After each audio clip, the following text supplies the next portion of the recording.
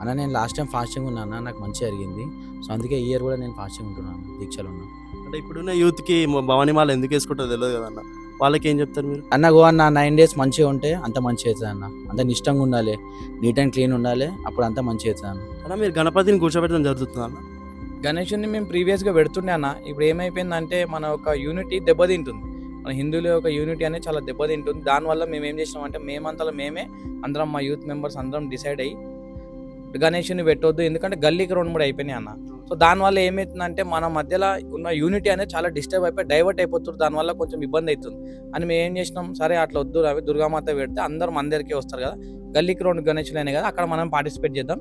దుర్గామాత అన్నప్పుడు కాలనీ అందరూ వచ్చి మనకి సపోర్ట్గా ఉంటారు కదా అనేసి మేము గణేషుని క్విట్ చేసి దుర్గామాతని పెట్టడం స్టార్ట్ చేసినాం అన్నమాట. అప్పుడు గణేషుని పెడుతుండే, దుర్గామాతను పెడుతుండే.